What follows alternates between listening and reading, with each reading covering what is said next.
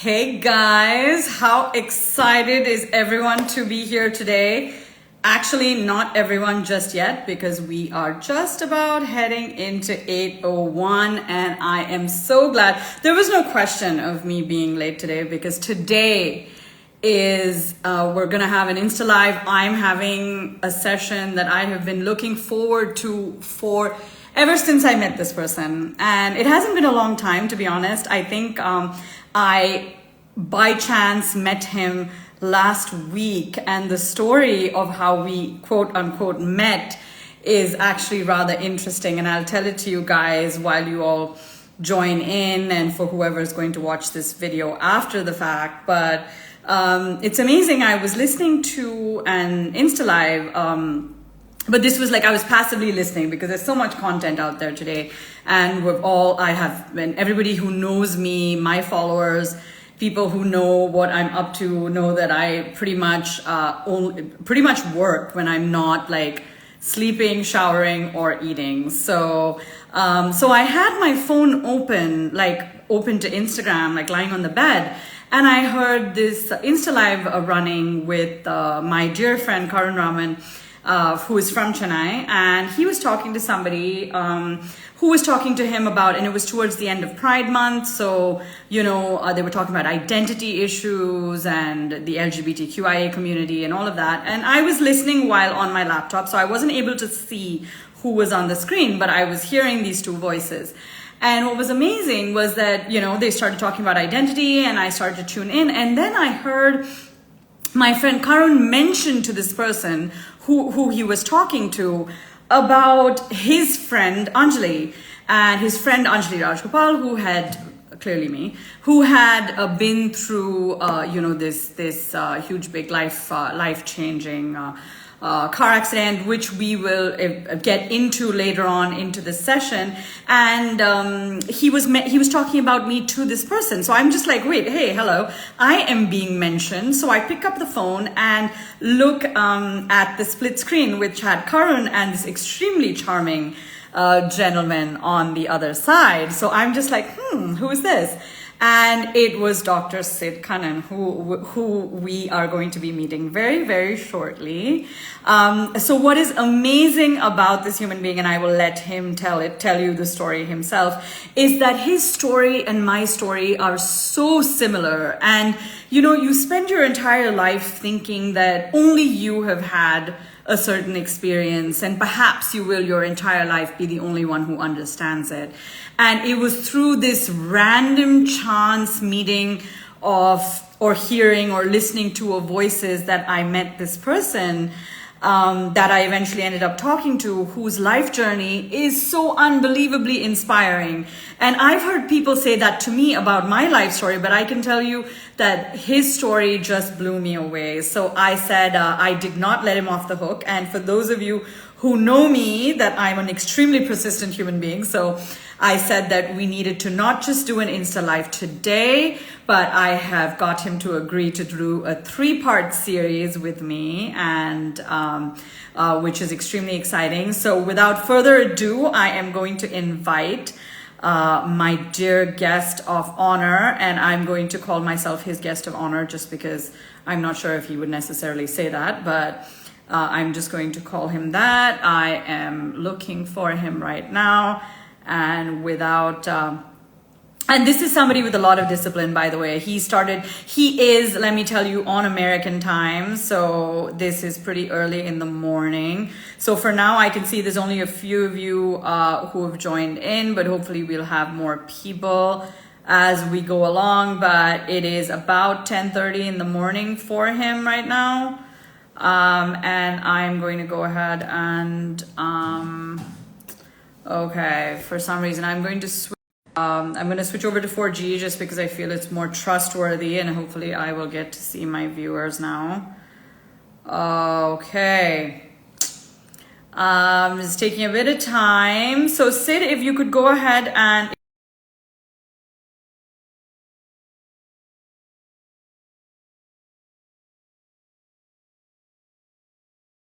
if it be quicker, because I am connected to Wi-Fi, which looks, I found you. Okay, we have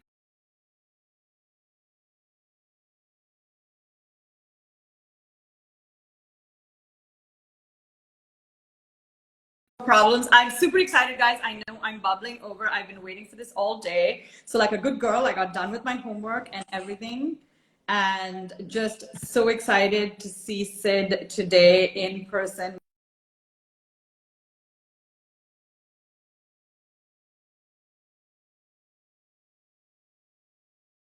On his live. So Sid, I would request you to not, hey,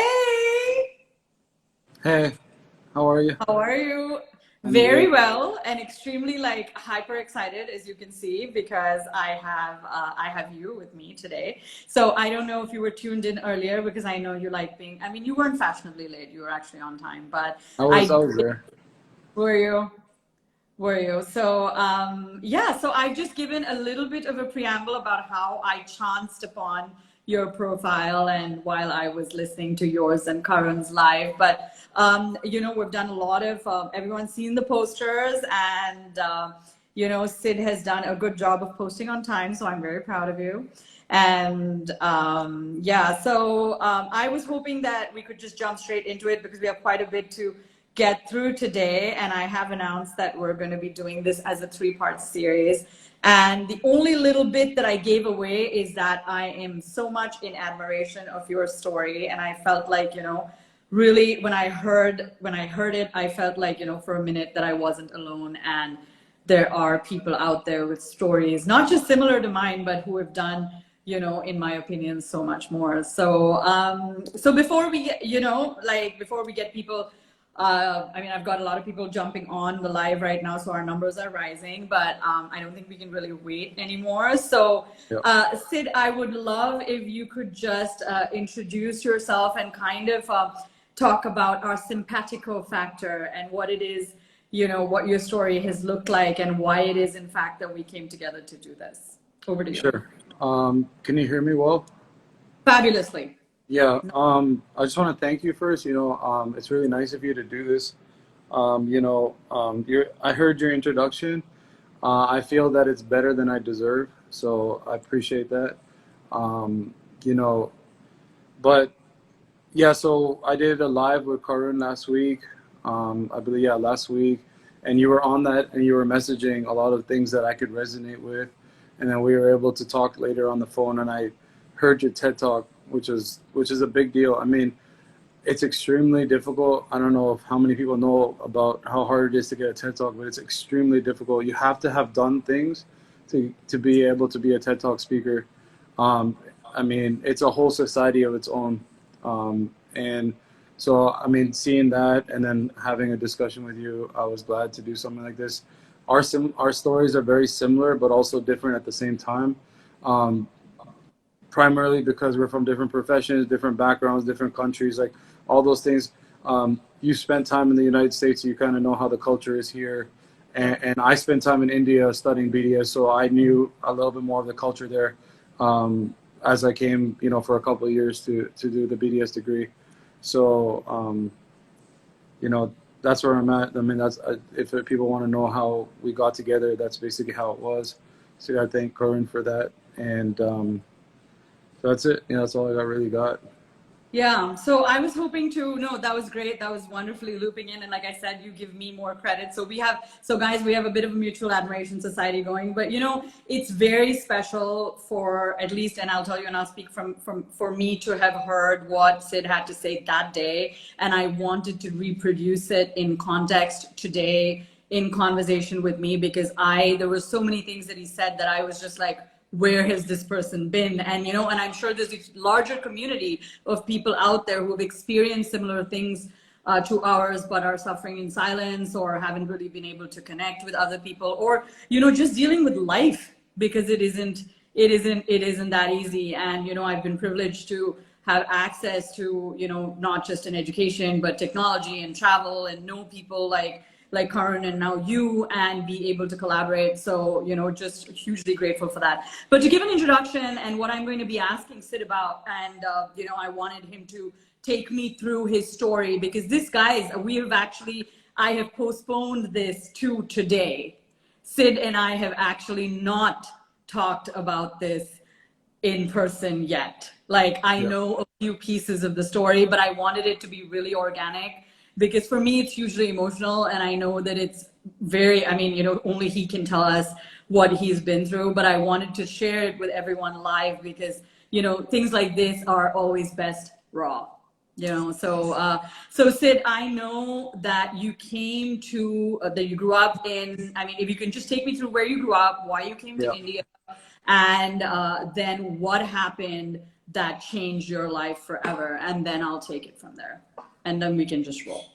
sure. I grew, well, I was born in India, in Erode, and it's close to Coimbatore. My father's a dentist. He was practicing in India for about 5 years.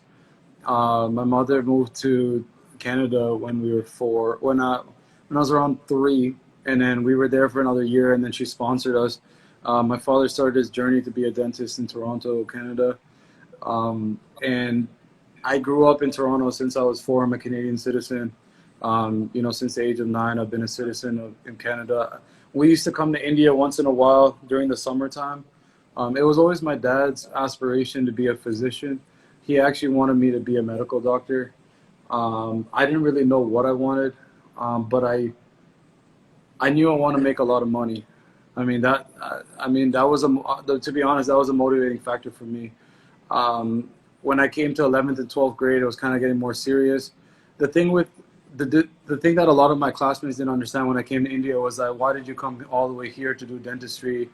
Why wouldn't you just do it in Canada? Well, the thing is that they have something called an undergrad degree here. So you have to do a bachelor's degree for 4 years before you apply to graduate school. Yeah. Medical school, dental school, pharmacy school, all those things are all graduate education. You need to have an undergrad degree, not necessarily in science, but you have to have an undergrad degree in general in order to get in. You have to have a certain amount of credits. I want to skip that undergrad. I really didn't want to do the undergrad. I got into a couple of programs, but we decided to, come to India to pursue the degree. Like I said, my dad wanted me to be a physician. We actually got a medical seat at PSG College in Coimbatore. My parents had bought property when I was in 10th grade in Sai Baba Colony. So the plan was I was going to go from home and go to medical school, and eventually I wanted to be a cardiologist. And that definitely, yeah, that wouldn't have, that's not what happened. But the 1 month before I left, I threw a whole bomb on my parents saying that, hey, I know I don't want to go to medical. I want to be a dentist. And they supported it. They supported it. The thing is, a lot of people think like, oh, my dad is a dentist, so how come he wouldn't want me to be a dentist? Well, he did, but the also thing is he didn't want to restrict me. Because if I become a dentist, he felt that I have to come back, I have to take up his practice, all that pressure. Whereas if I do medical, I can go anywhere I want, I can travel, I can work in any country. I'm not restricted to coming back home. Right. But anyways, I don't know. I just felt in me that dentistry was the right thing, so that's why I came to India. As soon as I came to Chennai, I was unaware of how college would be there. I had no idea. I knew how college was in North America. I just didn't. I thought it was going to be the same way. And I remember the first day when I walked in, everybody was looking at me so different. I was wearing earrings. I was wearing, I was wearing Aldo white shoes. I remember, like, I used to wear loafers, and everybody's like, "Who is this guy?" What were you trying to be, a rap? Was it a rapper kind of Yes, look? Was it? I was in the gangster phase. This you have to realize. This is back in the end of the 2000s, the first 10 years. That was when this was all prevalent. Oh, it was a big thing. Yes, it was a huge thing. And everybody was like, who's this guy? And a lot of the people thought that I was joining PG because I looked older. So they thought I was joining MDS, not BDS. So that's what a lot of people were like, oh, there's some people were like, oh, MDS admissions are not here or something like that. And I'm like, no, I'm joining BDS. And you have to realize that I was an athlete all my life. So when I was coming into SRM, I was 180 pound, like, good built, athlete. Right out of high school. Football? Were you playing football? Basketball. Basketball. Gotcha. Yeah. I used to breathe, sleep, and eat, like, training. And I had no bad habits when I got into college. I had zero. No bad habits. I don't even eat bad food. This explains the white sneakers, though, by the way. Yes. But I didn't have any bad habits. I would feel bad if I went out and ate at McDonald's or something like that. I would feel horrible. I was like very healthy. I mean, the only thing I would really eat a lot would be like rice at home. But I used to work out and I used to play so much that it just burns it off really quick. So then I came into a whole new environment of like ragging, like start from the very first day. I saw things I'd never seen before that I've only seen on movies. You know, my parents used to watch a lot of Tamil movies growing up. Yeah. You know, I've seen how college was. I just didn't know. I mean, I didn't know what to expect. I've seen scenes from medical colleges, how they rag students and they Yeah. smoke and they drink and all that stuff. But and they take money from juniors and they hit their juniors. I never knew any of that stuff. You know, I didn't.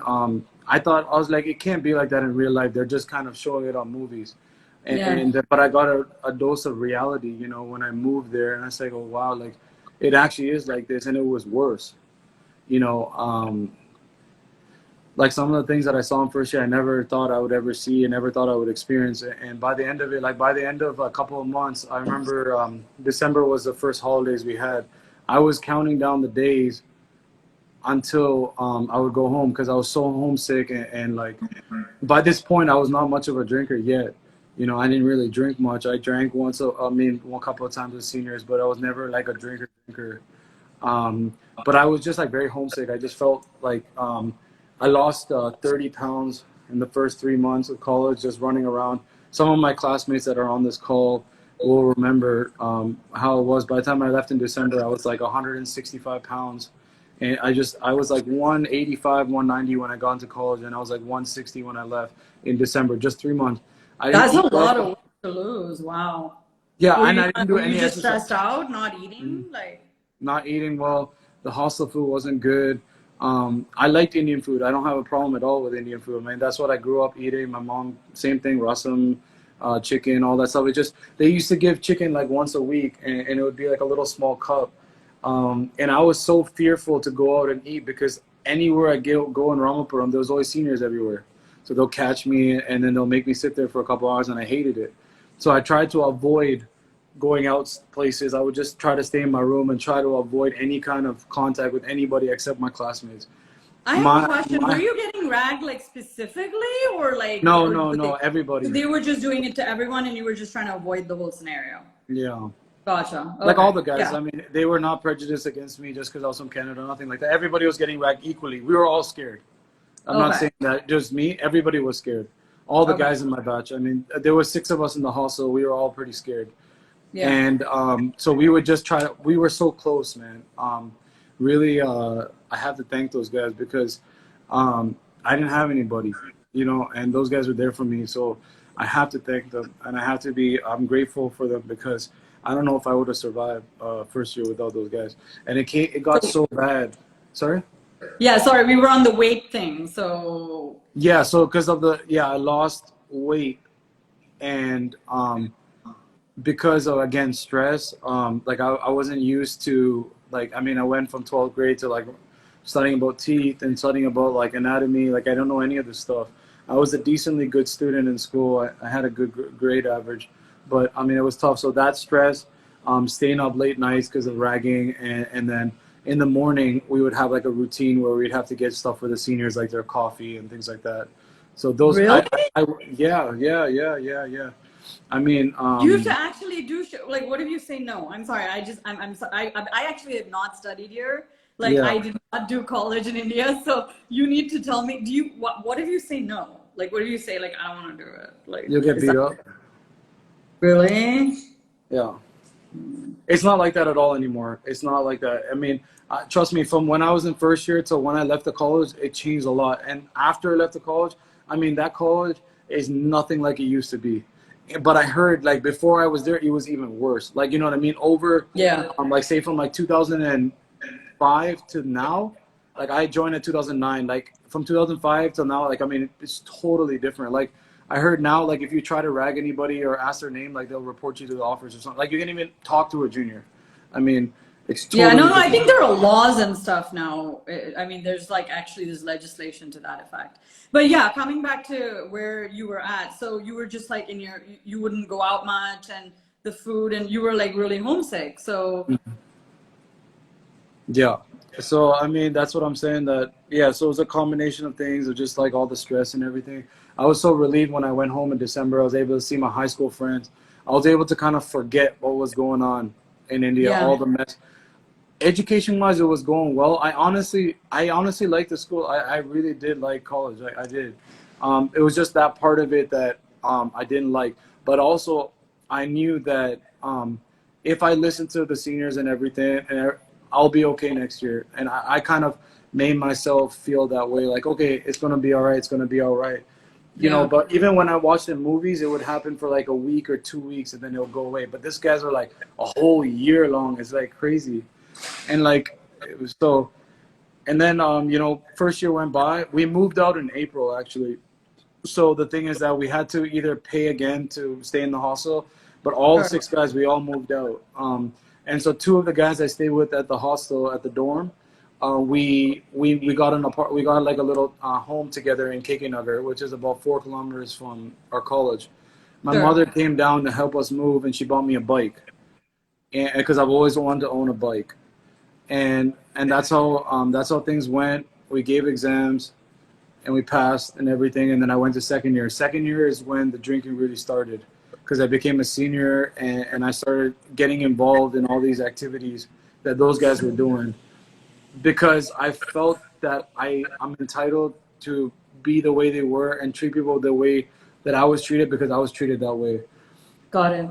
But there was an event in first year where I remember a guy hit me, and I went back to my room and I was crying, and I told myself, like, I looked at myself in the mirror. I said, when I become a senior, I'm gonna make sure that I'm not like these guys, because this is not the right way to treat people. My parents taught me better.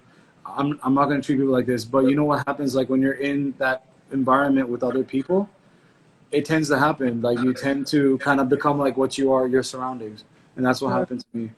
Sure. And so I started doing those things, and then the drinking and everything kind of started picking up. I went home in May holidays. This is May 2011. I went to my grandparents' house in Erode. Like I told you, I grew up there Yeah. in a Yeah. little town close to Erode. And my school friend, his name is Shankar. Like I told you, I moved to Canada when I was 4. So he was one of Right. my neighborhood kids that I kept in touch with. Oh And over wow! this, Like your whole, like the whole time you were in Canada, you were in touch with Shankar. Wow. Mhm. Well, we were in touch every time I came back for summer vacation. Like we would spend a month at my grandparents' house. So we grew up Um, together, because I would see him at least every year or every other year. So when we were kids, we would play cricket together. We would, roam around. It's a small town, so it's safe. yeah. It's not like a big city or anything. So, you Yeah. know, I remember as kids, like when I was in third grade and fifth grade and seventh, eighth, like all the way up to then, I had in touch with him. And after I joined college, he was really excited since I was close by. He would come and visit Chennai. He came and visited twice when I was in college, which was super fun. He was an engineering student. He Wow. was a civil engineering student. So we decided to have a couple of drinks, that weekend, and we had drank the night before, and then the next afternoon we went out for a drink, and then we took the bike. We had a motorbike where we drove. We used to drink outside the city, because outside the town, because everybody in the town knows my grandfather and knows his dad, because Yeah. they Yeah. grew up there, and my grandpa's been there for 40 years. So we Sure. had to drive about 4 or 5 kilometers away from the town, so Just that way. Just to make sure. And that's when, he was driving, and he had his father's bike, and he was driving. He started going really fast, and I was about to tap him on the shoulder, and then he had lost control, and it was on the highway. It was on NH4 from Erode to Coimbatore, and he had lost control of the bike, and then and we both fell off the bike. It was on a bridge. Yeah, and he passed away on the spot. Yeah. oh So. my mm, and then they rushed me to the hospital. So there were some people. It was a large. I heard it was a really big sound, like boom, kind of thing. And some people were turning around. Some people were walking on the bridge. It was in the evening time, around 4:30. And so what people I guess ran. I was unconscious. They call it hypovolemic shock. Like if something happens right away, 3 seconds before I fell, I already was passed out. But what happened was most of my injuries were on the right side of my face and my hand and arm, because all my pressure went against that side. I only sure. have one injury on my left hand, and I had a little surgery for that. but everything was, all the damage was on the right side, and it sucks because I'm a right-hander. So that was a big problem. But then most of my treatment that I got done was at Kobe Medical Center, which is a big trauma center in Coimbatore, and then they shifted me to Ganga Hospital, where I got the remainder of the nerve surgeries and all that stuff, because they specialize in nerve injuries and road traffic injuries, kind of like managing road traffic accidents, because they have a good trauma team, plastic surgery, and neurosurgery team. And that's kind of how the next 9 months of my life kind of went at the hospital, in and out, in and out, in and out, kind of surgery after surgery after surgery. And my education was on halt at the time. And, you know, again, when I was there, they offered me a medical seat. And this is something that a lot of people don't know. When I was at the hospital, because of how bad the injuries were, the doctors had spoke with my dad, with my mom and my dad, and they said, hey, you know, he's just started, like, you know, he's just in second year now, and they had a lot of contacts with PSG, because I mean it's a very prevalent hospital in Coimbatore. Yeah. And they asked, like, you know, second year, we can start second year here. You can continue his treatment and do medical MBBS. And again, I declined. I don't know why. What made me not want to do that? Because it made all the sense in the world. Right. They told me, they said, you can't practice as a dentist. They told me, not in a bad way. They're not saying, like, they didn't say it to hurt me. They said they were very realistic people, because they've seen enough of these injuries. They're like, it's very unlikely that he's going to have any success practicing as a dentist. We can't guarantee you anything, but at least if he does medical school, he can go into a profession where he doesn't have to use his hands as much, like something like, you know, cardiology, something like where you don't have to technically be there treating patients with your hands, rather than, or even like just a GP, like, even I mean, I don't know a whole lot, but I do know that surgery requires a lot of technical hand skill and dexterity and stuff. And you said you lost your entire, so I'm assuming, like, and you wanted to be a surgeon, right? yeah, well, So this is like your life being almost over, like, I mean, or at least your dreams. yeah, I didn't know what I wanted to be when I started dental school, like what specialty, or if I wanted to do general. But generally, any field in dentistry that requires your hands, no matter what. Like, I mean, you be a surgeon, you can be an orthodontist, periodontist. No matter what, you need both. You need two good functioning hands to be successful. What I was thinking was psychiatry would be a good option. Would have been the best option, because I was a good people person, and I could relate because of my injuries and because of all the stuff I've been through. I think that psychiatry would have been the best option. I think I would have been able to help a lot of patients just because of my own experiences. But I mean, I'm glad that I didn't do it, though. Okay, so well, like, so we're kind of now at the hospital in, you said at the trauma center. So what was the next? So in and out of the hospital for 9 months. So we're talking about a huge break from your studies, which means your entire batch has moved on, technically, Yeah. right? Yeah. So there's a few things going on here, which is like obviously the physical aspect, the other that everyone else has moved ahead already, and the fact that you were faced with the reality that you may not be able to pursue dentistry, or that realistically that was no longer an option. So what happened then? Fear took it. Fear took over my life. I started getting fearful of everything. Sorry, I'm so sorry. My shoe fell. No problem. It's all good. What happened next? Nothing. I sat there and I'm like, how am I gonna do this? Fear really run my life. I had so much pain when I was in the hospital. They were pumping like pain medication and everything, and they would give me IV like for like 2 months, and like I would still have pain all night, so I can't sleep.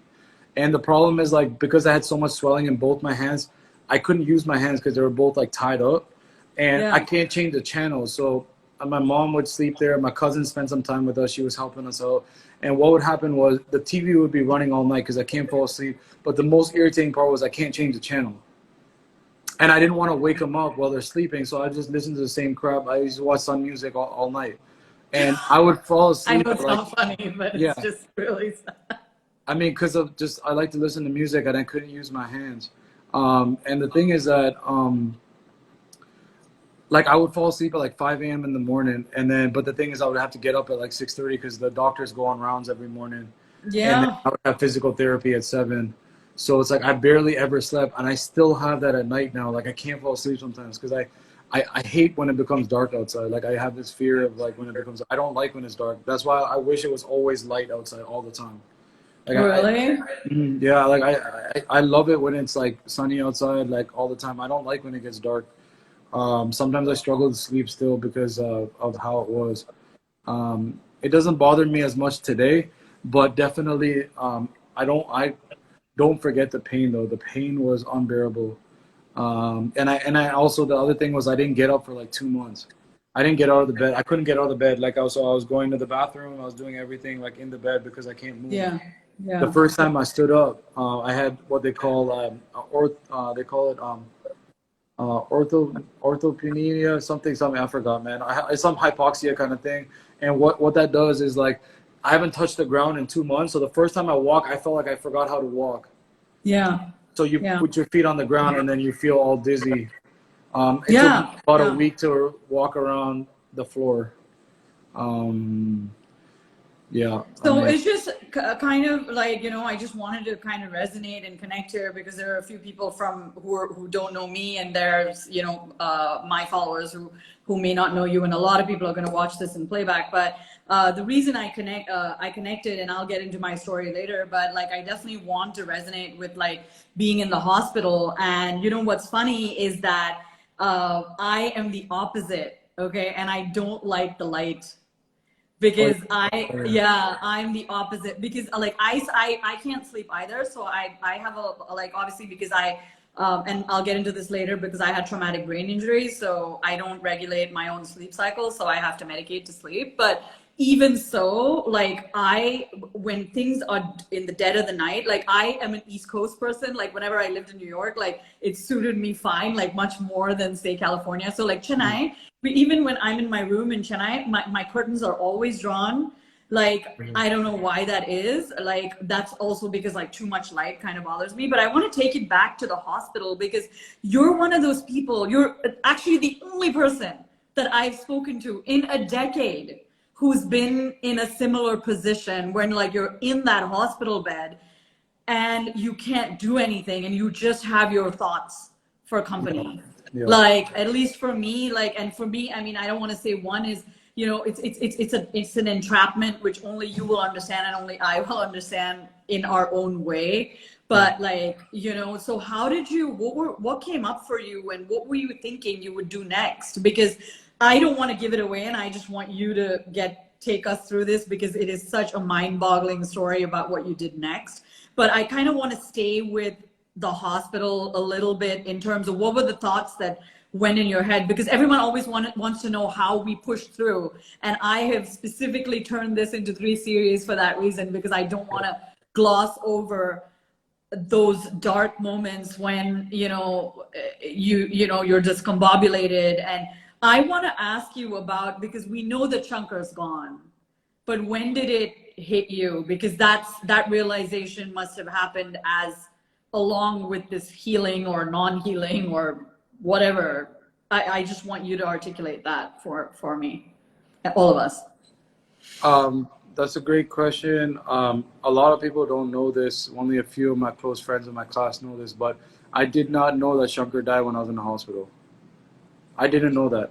I found out later. I found out 6 months after the accident. I found it in college. So the thing is that was another part. That was the thing that pissed me off the most, and a lot of my resentment. So a lot of the resentment I had in the hospital was because I thought he was still alive. And like when I asked my cousin and my friend, they're like, "Yeah, he's good. He's good. Like he just had like one bone fractured. He went back to college."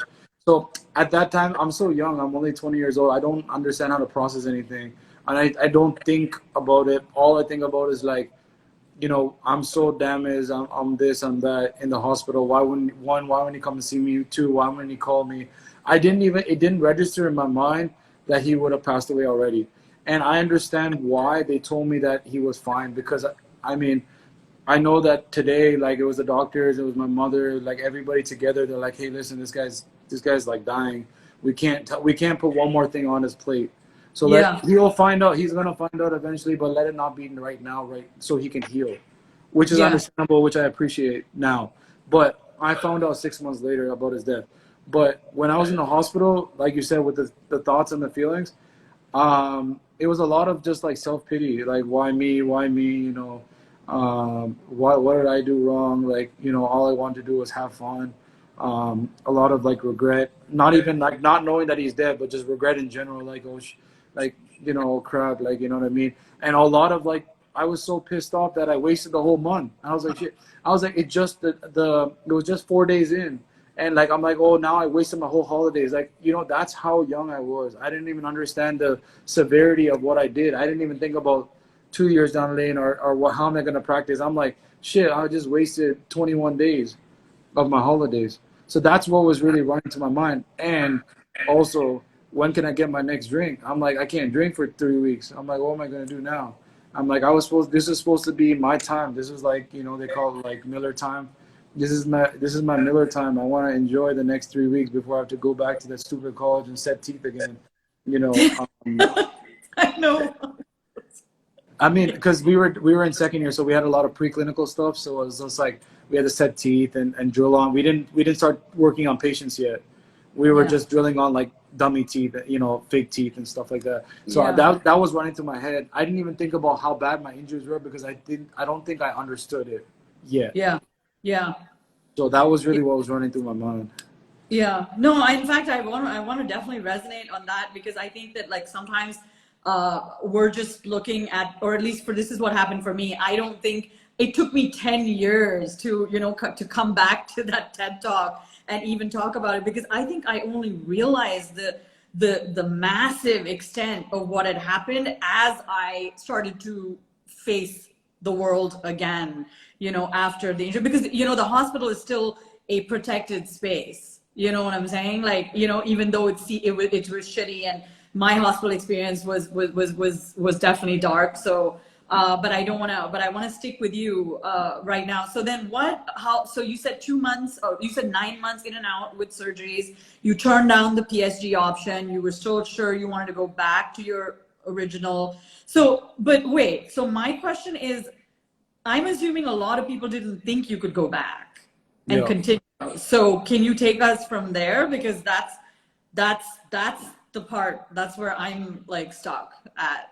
Like I'm like here. Like So yeah, like so when I returned back to college, so there was like 4 surgeries that were done, and they told me I had to wait 3 months to get the next one. So they're like, go where you need to go, and like so I went to Toronto for a month, and then I came back, and then they said my mom was talking with the college. They want to see if it was possible if I can finish the second year on time, but like kind of take, basically give the exams and then just kind of chill for a little bit and then pick it up again in third. They basically, my parents like tried to do everything in their willpower to avoid me from, losing time like 6 months.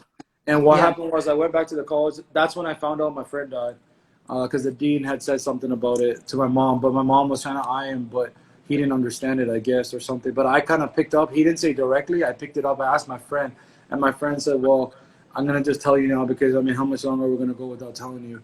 But once I found out, I felt very bad. And then all the resentment I had against my friend, I turned it against me. That's really where the self-destruction started happening. I started to hate myself because I'm like, this guy was like the nicest guy I knew in the world. How the hell can I even doubt that he would not come and see me or not call me? Like, am I Yeah. crazy? I was wondering about calling, or you didn't, none of that. You must have been like, why has he not called you? Like that's exactly what anybody would have thought. Yeah, and that's when it started to hit me. But when I went back to college, they also asked me, they're like, what do you want to do? What do you want us to do? So I have a sling on one arm with a cast, and then the other arm has a cast all the way up to my finger, like all the way up a little bit above my wrist. They're like, what do you want us to do? And I'm like, I don't know. Well, tell me what we can do. I was a great student. I really was. I'm not underestimating it. Like, I was definitely top 5 in the class, and my classmates on here or that watch it later will testify to it. All the way through, like all the way. That was just That was a constant theme of my story, no matter what. Like, I didn't give up on my education because I knew how important it was. You know, that's where I'm gonna go with that. But I was a good student, so they were considerate of that. That I did work hard and I was a good student. And the staff were pretty decently supportive. What they ended up doing was I gave my exams orally. I don't know, I was the first student in SRM to ever give exams orally. They never did that before. So I had Yeah. to go, yeah, I had to go to Cotton Court, which is the main campus. I had to get permission from the controller of exam, the vice chancellor. They all signed off on it. I had to find a high school student to write the exams with me. Like a So, scribe. yeah, a scribe, and they can't be a science student. Oh, So this is shit. the crazy part. Yeah, they couldn't be a science student. So my uncle, my mama, his friend, has a daughter there that was studying 12th grade, and she was going to be an architect. And Okay. she lived very close to Ramapuram, which was also helpful. So what happened was we approached her and we asked that girl, her name is Vidya. We asked her, Vidya, will you be okay to help this guy out with his exam? And she said yes. So me and Vidya worked on it for a week. Oh my God. Like, the worst exam was pharmacology. There was like 500 drugs, and the drugs are not easy to spell. And I'm like, so the difference between what I did and what my classmates all had 3 hours to write the exam. I had 4.5 hours. Right. But I had to say everything. I couldn't make Vidya study anything. Even if I did, she wouldn't understand it. So it's like, you can And tell her did to you have memorize to, and you had to spell stuff for her, which is like everything. so I'd like a little almost spell annoying. everything. Yeah, everything other than regular words. Shit. Yeah. So it was like pharmacology, microbiology, pathology, and I guess we had dental materials in second year. I forgot if it was first and second year, but it was the four main subjects. Yeah, and so everything was difficult. Pathology is difficult, microbiology is difficult, and pharmacology is extremely difficult. Dental materials was okay. I mean, it was fine, but those three were tough. Like, I mean, she was spelling like tuberculosis and like stuff. Like, I mean, this is not a science student. They have never seen words like this ever. Like, imagine spelling like streptococcus and like we have like there's certain drugs in pharmacy that's like crazy. But anyways, she did a great job. And it's hard for me too because it's like writing it out is different and spelling it is different. It's harder. Um, Yeah. No. I'm sorry, but I would be very annoyed. Like, I know that's not wasn't an option, and it was like we should feel blessed that you actually got to, viva the yeah. exam. But yeah, so if you can take us past, like, how did that? So that actually happened, and I'm assuming, I mean, you're here and fabulous, so you're passed, right? Well, I But passed, but the problem was the week after. So I finished these exams, and then one of the staff of my college, I'm not gonna mention his name. He doesn't like me very much because he thinks I'm too arrogant. So, you arrogant, come on. very very arrogant. I was very arrogant in college. I'm still arrogant now. But it's gone down a lot more, I guess, over a period of time. But with recovery and all that, but you know what happened? Like, so I came down. I felt pretty good. I think I was gonna pass. I definitely do decently well. And then, so there was two subjects in second year that are practical exams. Like I told you, remember those fake teeth that we have to drill, Yeah, and then those teeth that we have to set for dentures, like fake dentures. yeah. I don't have a hand that works, and I don't have, and the other hand, my fingers are the only thing that work on those hands. Like, I can't. So they're like, I came down and I was walking down. And he's like, and I was trying to think of a way to get around it because I knew that pathology and all the other stuff, the practical exam, I can manage because I just have to look at a slide and draw. I can draw with one hand. It was my left hand, but I can draw something. But then when I'm drilling teeth, I need to hold a mirror. I can't hold a mirror. I can only have one finger, like one hand to prep. How am I going to set teeth? I got to hold the instruments in one hand and I got to hold the teeth in the other hand. So then the guy came, I was walking down the ramp and he's like, so I heard you're giving the exams. I thought you were going to, I thought you were going to fall 6 months behind. I said, no, I'm giving it. And he's like, so what are you going to do next week, big shot? And then that's when it hit me. I was like, crap. I was like, shit, what am I going to do? And you know what? I couldn't do anything. I took the 6 months. I just couldn't. And I felt like a lot of the people were happy that I got it. They're like, you know what? Honestly, I'm not joking. I swear by it today. I was sitting there with my mother. I was broken, man. They could have given me a break, and I'm not resentful towards it today, but I was for sure then. And I said, you know what? When I come back, I'm gonna show these next beep Yeah. beep beep words, who I am, and I did. I did. I kept that fire up. When I came back, man, there was no going back. There was no going back. I said, I'm gonna be a dentist. I'm gonna come to the U.S. I'm gonna rock and roll, and I'm not gonna hold back nothing for nobody. And I didn't. And even the 4 exams that I gave, I got 3 distinctions on the 4 exams that I gave orally. I ended up doing those practical exams because it was manageable. But like I said, I got held back because of those 2 preclinical subjects, which is fine. And honestly, in retrospect, it was the best thing that could have happened to me, because a lot of my classmates that had failed or anything like that, they all fell back 6 months. So it was like we had this batch called the Royal 10, and it was like 10 of us that graduated at the end together. So it was like 10 guys that I was close to, and they were really happy that I felt. That they were not happy I fell back. They were happy that I joined them. I can tell you Yeah. that Yeah. much. Yeah. But they did everything they could to make sure that I didn't fall one more time, because then I'll lose them Yeah. too. Yeah. But anyways, so that's what happened. So after 6 months, I gave it and then moved on. Yeah, no, I want to actually kind of get into like this is what fascinated me and like has me hooked to your story and wanting to not just collaborate today but keep this going, because becoming, so you had to become ambidextrous. That's what I want, like everyone who's listening and going to see this in playback to Yeah, understand that I'm a left-hander, by the way. yeah, So, I mean, I would have traded with you if it was even an option. But I'm a left-hander and I can't do anything relevant besides maybe wear makeup with my right hand. Like I can, you know what I'm saying? It's not simple. yeah, So when you decided to come back, and not just come back stronger, but like I'm going to show you that you don't get to tell me, because I mean my motto is always that I never take no for an answer. And yeah, when I heard your story, I was like, this guy is like, you were like two souls broken apart and like I've met him again, kind of thing. So I was I kind of wanted to know how you had to, so I'm assuming you had to learn to, can you take everyone through that, because yeah, sure. that's the part that I don't want people to miss. It's So a funny story, really funny story. It was the dumbest thing too. Okay, so one night, so by this time, when I gave that exam, the practical exam I'm talking about, my hands were still not working that well. But I managed somehow. I actually did it. I did it with my left hand for sure. I just don't remember it like that much, but I did it with my left hand. But what happened was, this was the turning point. So I still hadn't have a game plan. I still didn't think I was going to be ambidextrous. I didn't know what I wanted to do. All I wanted to do was pass and go to third year and then survive. Do yeah, well but survive. I never thought about how I'm going to be a dentist in 5 years or anything. But I yeah, knew I wanted to do it. I just didn't have any solution. But I knew eventually something will happen, but I don't know what it was.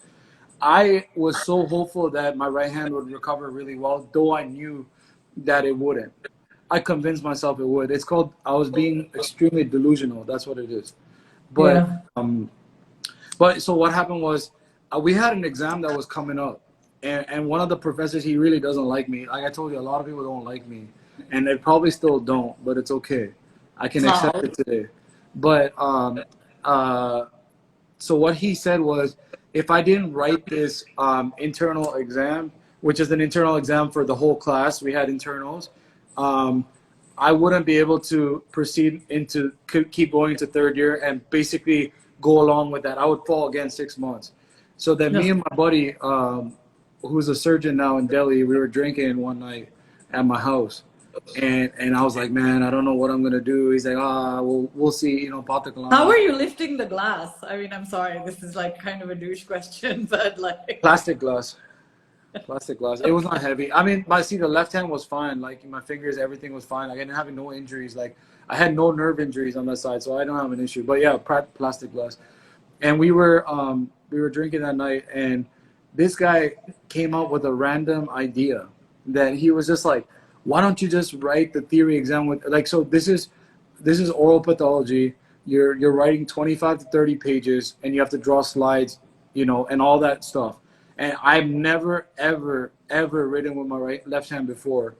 And I yeah, never, even when I played basketball, I'll do everything in my willpower not to go on the left side, because I was so weak on the left. And I knew that was my weakness. All my coaches told me, they said, you got to work on your left. You got to work on your left. And that night, he was just like, he's like, Machi, you try normal with your left hand. I said, are you mad? Are you crazy? Like, how would I do that? And he's like, just write something down. Just put something on the paper, so they, even if they give you 5 marks, at least they see that you came to the exam. If you don't go at all, then they're gonna be like, Yeah. oh, what the hell? Like, what is this? He won't even show up for the exam or whatever. So the Yeah. next morning, I'm not kidding you. Like, I woke up, I couldn't sleep that well, and I got up at like 6 or 6:30 in the morning, real early, and like I took a piece of paper and I sat there, and my hands were already kind of trembling because I was kind of, you know, the hangover, and I started writing, and I'm not kidding you, like my hand was like shaking. It took me about 15 minutes to write the alphabets, like from A to Z, like 15 minutes. It didn't look neat. It was not good. It was messy as hell, and it took 15 minutes. And I said, listen, I was talking to my friend in the evening. I said, man, this is not going to work. It took 15 minutes for me to write the alphabets. How am I going to write the exam? Um, fast forward 3 weeks. I go to the oral path exam, and all the faculty are kind of like looking at me like, oh, he showed up. Okay, let's see what he's going to do. Da, da, da, da, you know, like that. And, you know, all the thinking that, you know, whatever, blah, blah, blah. They give all the papers. I start writing the exam and everything. And I write it, I draw it, whatever I can, I do it. And one of the faculty, he was the one that was grading the papers. He took it to his clinic in the evening, and he would, you know, when he had time in between, he was grading papers. So I ended up getting 55 out of 70 on the exam, and I wrote 26 pages. And so that's what I'm saying. Like, I will go to any land to prove you wrong. And that's just been the theme of my story. And I remember because he was telling me later on that he was telling his wife that, like, see this, like, some students are getting like 5 marks and 10 marks, and they didn't go through anything, and they're just being lazy. And this kid couldn't even write. And so this is what I did. I wrote and wrote and wrote and wrote, but I didn't write just the alphabet. I wrote and wrote and wrote all the oral pathology notes over and over again from the textbook. So it was like I was studying and I was working on the writing, and that's really what changed everything. For 3 weeks, I wrote everything in my oral path textbook over and over again. That's how I improved my writing. And also, there was a line I found on Google somewhere. I forgot what it was, but it's pretty famous, and it includes all 27 alphabets in one line. It was something about a fox jumping over something. It was a simple line. So if you want to practice the alphabets with your other hand, you write that line over and over again, because you're going to practice writing every single letter, and you can do it in capital as well. And that's how I improved my speed and everything. And it came to a point where I was just as good with my left as my right, and it took about 3 weeks. And that's what happened. And then ever since then, I got to thank my friend for giving me the insane idea, because I think I eventually may have come to the point where I had to try it, but I'm glad that I did it sooner than later.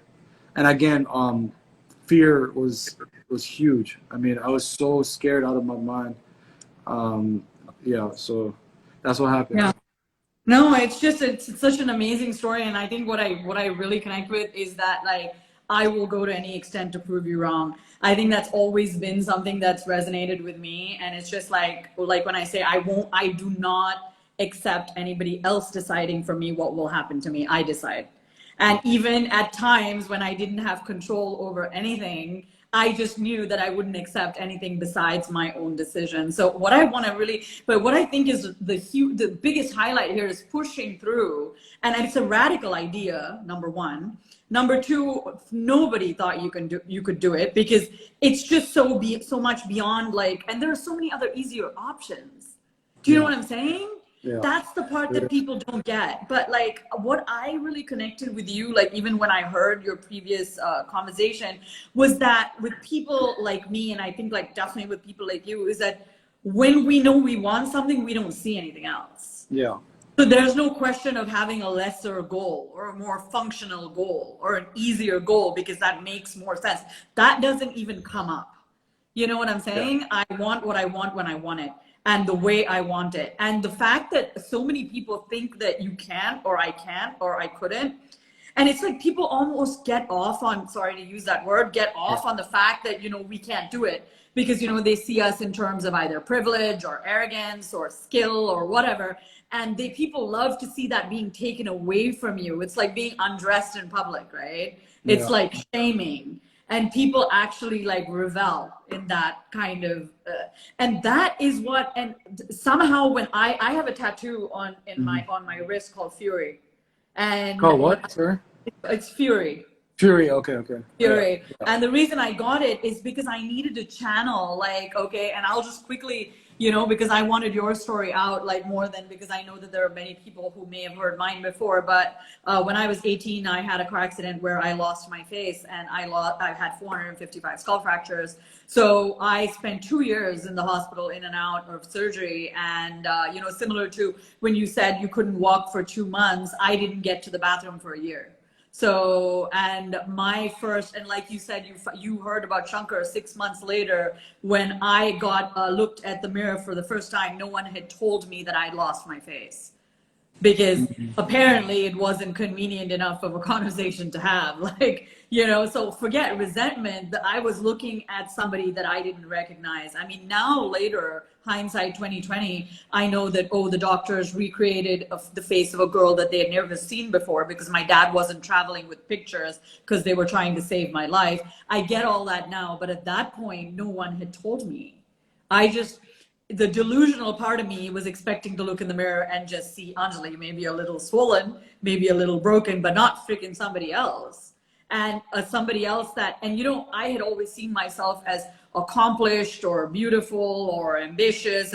And the person that was looking back at me in the mirror was broken and devastated, and not anyone you could take anywhere. So, and you're right. It's not about, what am I going to do 5 years from now? It's like, how am I going to make sense of this second?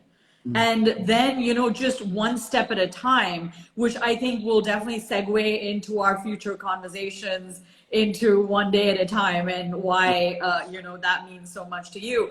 But what I wanted to get through today is where I kind of, so the time in the hospital, like, I wanted to connect with is when I asked you about your thoughts, is because they had to actually, and you're a dentist, so you should know this, they actually had to wire my jaw together to reset my jaw. So I was plunged into silence, so I mean, my thoughts became louder, other people's voices became louder, and my own self-doubt started to become larger. But this is all before I saw myself in the mirror. So there was a part of me that still thought that I was going to get up and walk again and somehow have this life and this face and this identity, which completely changed. But so the first thing that people thought was I would, put my tail between my legs and come back to India and just live at home and just be like a casualty or collateral damage of that event.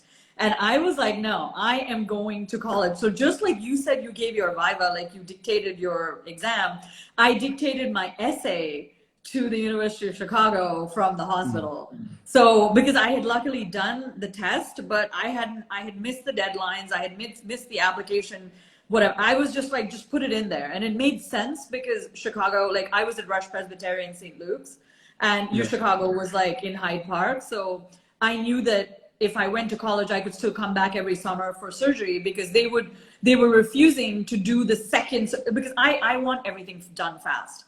Clearly, you're an Aries, I'm an Aries. We understand patience is not our virtue. So, I mean, and the doctors would be like, we'll operate again in a year. And I'm just like, what am I supposed to do between now and then? They're like, whatever you want, which is what? And I had to, so, I mean, a lot of people know I said this in my TED Talk. I spent the first 2 years of college wearing these gigantic sunglasses because this part wasn't done yet. And it was like smash. And that college is not easy, like whichever country you do it in. And like, and when I used to walk with my dad down the street, like we went to the Cleveland Clinic, we went to the Mayo Clinic to try to get my eyesight back, because for those who don't know, I lost 75% of my vision in the car accident, which hasn't come back. So, and I can't smell. So all the good biryani in the world, like I can taste, and I just imagine and remember how it smells. But but for me, like, those were not immediacies I thought about. I was like, how am I going to get to college? So I was just thinking about the sunglasses. So I remember, like, the reason I mentioned that in my TED Talk is like, how am I going to get through this? Because my biggest thing is I'm not going to go back to India and say I failed. Right? Because that's the biggest thing. Like, failure is not an option. So just like you figured out how to operate with your hand, I figured out, I just was like, I lived behind these sunglasses, but I made it to class. It was a great school. Like for me, and I'll say something in Tamil now because I'm sure people are dying to hear you speak in Tamil, which I always find hugely entertaining. But எனக்கு என்னன்னா படிப்பு ரொம்பவே முக்கியம். Okay, wow. And like we are brought up in households where like your education comes first. So there's no question of being a business leader or being part of a business family or coming back to Chennai and driving or being driven around in a car if you don't have a freaking education. And I left, and my plan before the accident was that I would get an undergrad in the US and then a postgrad, and then now, as you know, and you know, we'll bring this up in our future chats, is that I'm going to be coming closer to you, and Wharton is part of my future. Like this was not even something that I could have dreamt about at that point. But my whole thing, so I remember my dad, like, and I have to give him credit here, he bought me those 6 obnoxious looking sunglasses: green, pink, magenta. Okay, black and gray. Okay, those were normal. How much were those? I just want to. Those were no. Each one of them were like $300-400. Like you so know, expensive. That's a lot of money. I mean, it was you know, it was just like and in line with that, the rumors that, because I used to wear makeup, like you know, I used to wear makeup around the glasses, and I used to wear the glasses like at night. The only person who knew the truth about me was my roommate, because I had to take off my glasses at night. And you know, and like I'll get into this another time. When I got in my first relationship, like even my boyfriend didn't know what was underneath those sunglasses. So he just so you know, people used to make up these rumors about me that I was hiding from the government, or I was a princess from some other country who was trying to hide her identity. And I was fine with that, because I was just like, as long as I don't have to explain the situation to you, because that's a lot, because I was 18, 19, 20, 21, 22.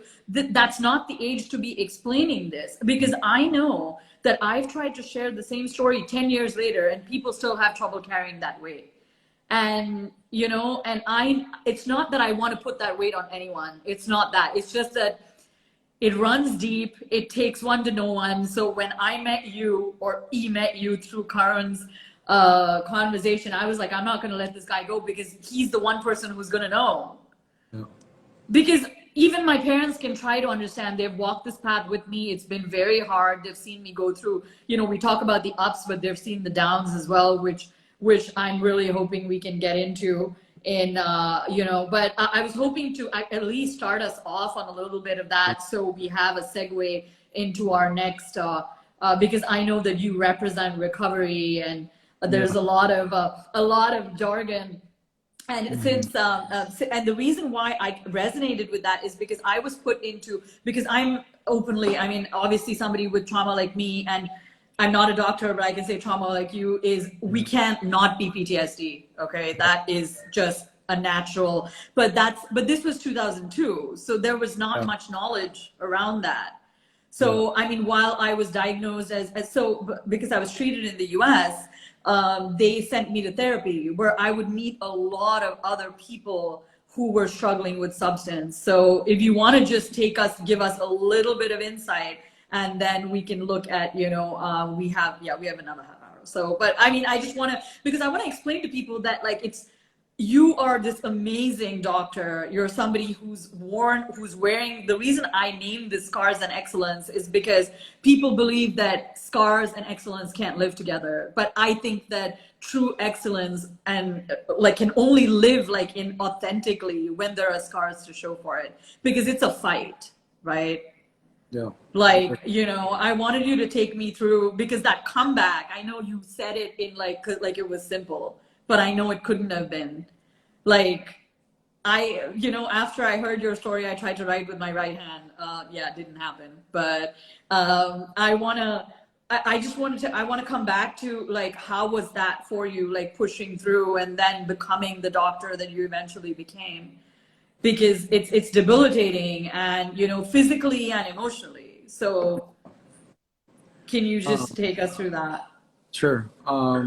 The other thing I did want to just touch up on what you said, like, because when I found out your injury was in 2002, like, it was so much harder then to go through what you did, because we have to remember that was so long ago that, like, nothing existed. I mean, Facebook wasn't there, no social media, nothing. Like, we were reading news on newspapers, we were listening to CD players. Like, it was a Yeah. whole different world. Like, I mean, that I was thinking about that for a lot of times after. I was just kind of thinking, I was like, man, like if it happened so long ago, like what happened then and now is like totally different story.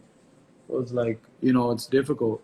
Um, where would you like me to share about this? Like what happened in India Yeah, or so in the United I'll States? take you. I'll situate you. So like so you said you took 3 weeks and then you figured that out. But like Mm, residency and like I mean it's a long process. So yeah. you can just take me through. Can you take me through like I mean this is what I would love to hear and the reason I withheld myself. I mean I could have talked to you anytime on the phone this entire Yeah. week coming up to this, but I wanted to save it for that because like you are so inspiring to me. But like I know that like and I never thought I would meet somebody who would be able to at least tell me that Anjali, like I know what that's like. Right. So I want to talk about like, because we talk about our wins and, there's the excellence because you were doing so well and, I'm on my way to Wharton and people are seeing the shiny part. But I want to ask about the hardest times. Like what was the hardest for you, like pushing through while becoming ambidextrous, while becoming this doctor that people only want to emulate today? There was, I mean, there was a lot of darkness in the light, So when I interviewed for a position, so when I graduated, so I graduated late because my class graduated in 2014 in India, my BDS class, and I graduated in 2015 with the other guys in my class. They all went on to start their MDS. Some of them started their clinics. Mostly, they all went to specialize, which was really nice because the faculty, they didn't have any faith in any of us. We were all a bunch of losers. That's how they looked at us. Like it was just a bunch of 10 guys. These guys are gonna do nothing. And surprisingly enough, I gotta say this, but it's us 10 guys that are actually probably the most successful in our whole class. I'm not joking. All the guys that are faculty now are from that, except for one guy that is from that 10 class.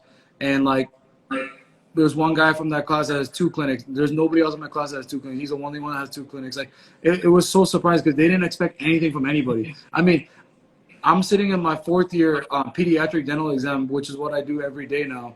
And like the guy said, how are you gonna go to Canada or US, and how are you gonna even ni diría sala ni sol re on the mic mo? I like you know what I mean? They humiliated me, dude, because I didn't know how to answer a question. And you know what I realized today? What they call that is called success envy. There's different types of envy. It's called success envy. They see a potential in somebody, but they put them down to make them think that they can't do it. Yeah. You Yeah. know, because they probably wanted that in their life or whatever it is, and they didn't get it. So then they don't want others to get it probably. But anyways, when I after I came back in 2015, like I was applying to schools, and so what I have to do to get qualified as a dentist, not a specialist, but as a dentist to practice in the United States would be go back and instead of doing 4 years of dental school, do 2 years because I'm already a dentist. But I had to Got give the board exam, so I gave my boards, passed the boards, and I was applying to schools. I applied to 18 schools, including Penn, where you're going, and Penn is like obviously one of the top notch. I mean, dental schools and just institutions in general. I just want to run it through like Penn, University of Michigan, and probably NYU probably are top 3 I would say in the United States for dentistry, like school wise, or even Boston University. But so I was still hopeful that I possibly could get interviews there. I applied to 18 schools. I had a 4.0 GPA from India. Um, Really? yeah, I had a 4.0 GPA despite all this stuff because when I had to take all my score reports from India, convert them to the Yeah. GPA to Yeah. here. Yeah. There's an agency that does that. Yeah. Then Yeah. they send it out. So I Everywhere. was so shocked when I got a 4.0. I was like, oh, there's no way. But that's what happened. And I wrote a little bit of my story on the statement of purpose. So I think that may Of have helped. course. Out of Of the course. 18 schools, I got 2 interviews. I got one at the University of Pittsburgh, and I got one at the University of Washington, which is in Seattle, not DC, but the one in Seattle. God. Yeah.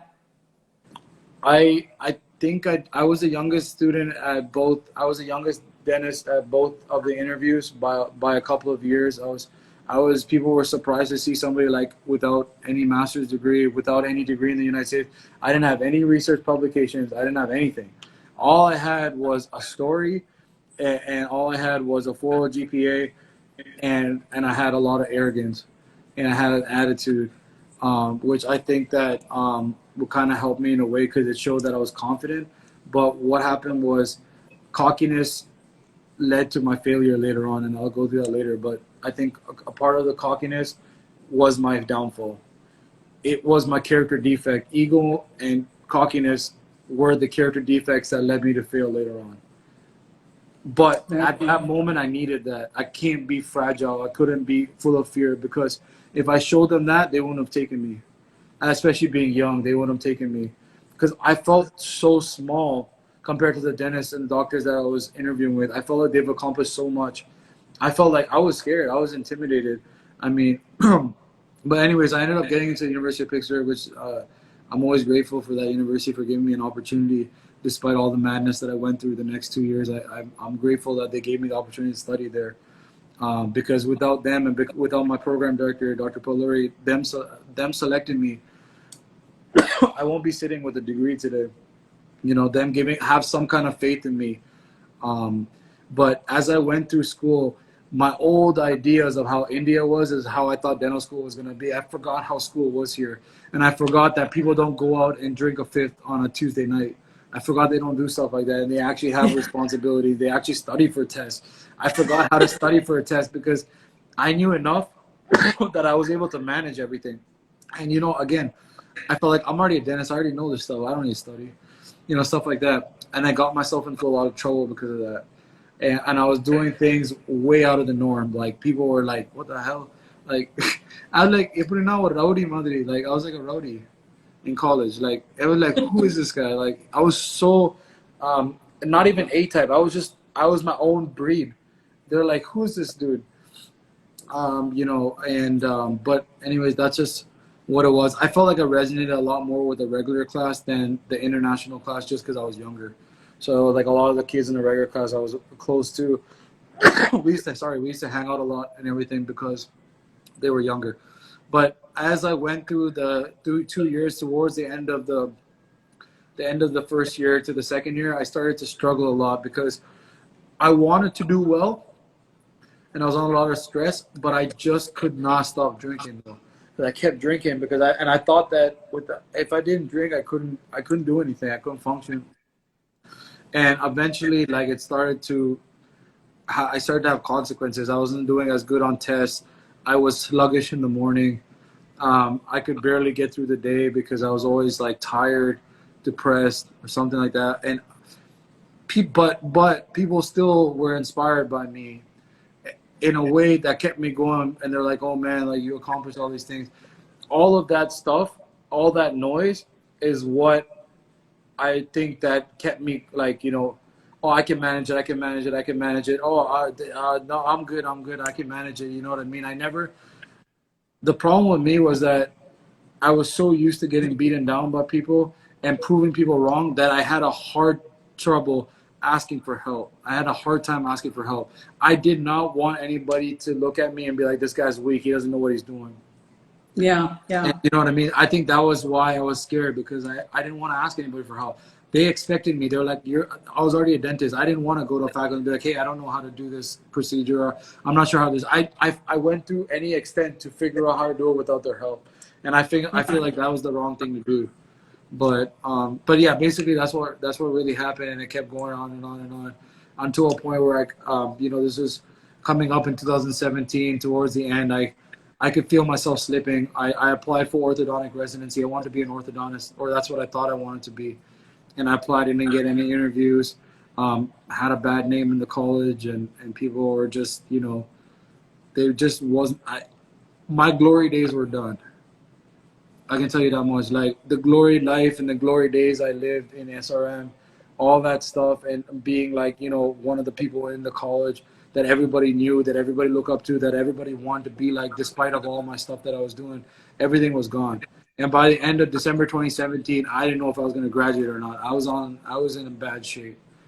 And this was 5.5 months before graduation.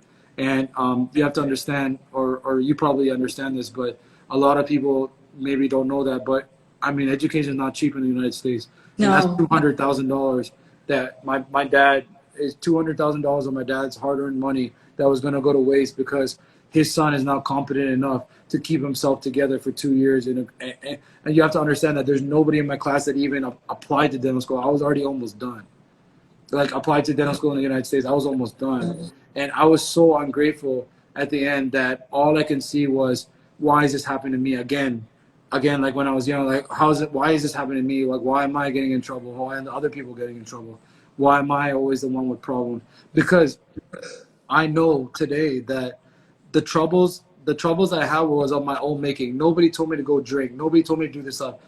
I told myself and I convinced myself I can do the old things I was doing and get the same results I did before. When I started to realize that that's not going to work anymore. If I do the old stuff, I'm not going to get the same results. I'm going to get crappy results. And that's when I think I came to the realization. And then that's when the next part of my journey started, when I realized that if I continue along this path, I'm going to get in a lot of trouble. And that's really where it led me up to in 2018.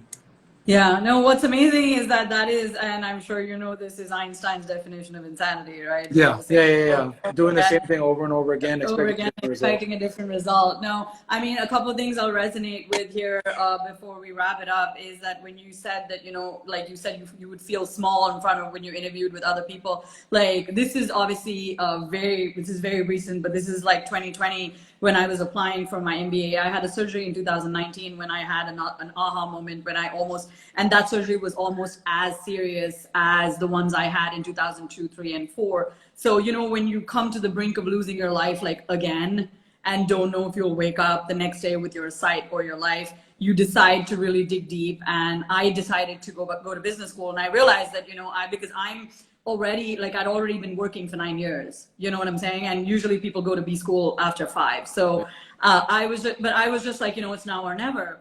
But I remember the whole of 2020, the world was in lockdown, and the only people going to Wharton were like, I wanted to go to either Wharton, Harvard, or Stanford, like those are my schools. And everyone was like IIT or like 800 GMAT or, whatever. And I remember and I moved back in with my parents because in COVID, like I couldn't, like my maid didn't stay and whatever. So I remember I used to have lunch with my dad every day because everyone was like locked in India was in lockdown at that time. And he told me, he said, Anjali, remember one thing, you may not be like everybody else, like in the sense, he's like, you've got good grades and stuff, but you may not be that IIT person or, from MIT Sloan or whatever, but he's like, you have a story that nobody else has. And he's like, don't forget that. And I remember like constantly wanting to make my story more businessy and more math orientated, and he kept telling me, be authentic, and I'm just like, you're not objective, you're just, you're my father, so you think that I'll walk into anywhere. And he looked at me and he said, you will. And I remember thinking he was crazy. So I applied to like a bunch of schools, and I got 8 admits and seven scholarships.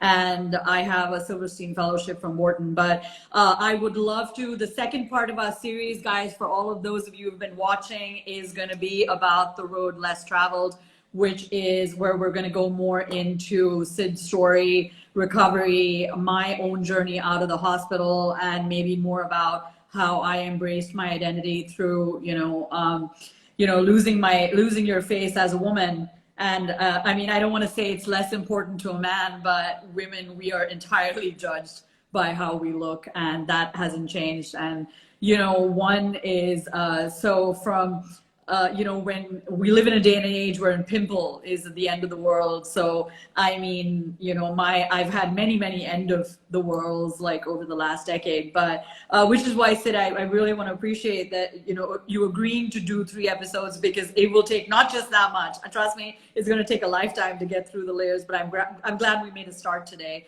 And I'm really glad you shared with me, and I'm hoping, and I really, I really feel for you and feel for, like, losing Shankar must not have been easy. And guilt is a very, very big theme that, again, we couldn't get through today, but I'm hoping to definitely go through next Sunday when we meet again, because, even with my story, my mom, it was not obviously her plan, but she wanted to go to Bangalore, and that was why I got in that car. So even though the guilt was not mine, I live with someone who carries guilt to this day for what happened, even though it doesn't logically make sense. And, you didn't make, it wasn't you that made it happen to Shankar, and it wasn't my mom who made that happen to me. Guilt still runs very, very deep through our psyche, and I think it takes a lot of work to come out of. So I want to thank you and give you lots of cyber hugs. And you're fabulous. You look fabulous. You've done amazing things, and I wish we had, but I want to give it the time it deserves. So I'm hoping we can get into recovery and embracing identity and all of that the next time. So next Sunday, guys, stay tuned. I will be putting out a poster, and Sid will be doing all the right things, which is putting it on his grid and stories. And I'm very proud of you for doing it on time. You almost gave me a heart attack this time when I was just like, oh my God, he's not going to wake up. He's not going to do it. We're going to like walk into the blind. But I've had a wonderful time, and I want to thank you for giving me the opportunity to connect with you. And I feel like, I feel like we're two pieces of the same being. So, I'm glad you let me stalk you and all of that good stuff. So it's been a pleasure, and I will, we'll be back together, guys, next week. And Sid, will be posting this on IGTV. And I will send it across to you, and I'll text you about that. And I would appreciate you posting it on time on your handle. All right. So lots of love, hugs, and I will catch you next Sunday. Thanks, Anjali. All right. Bye-bye.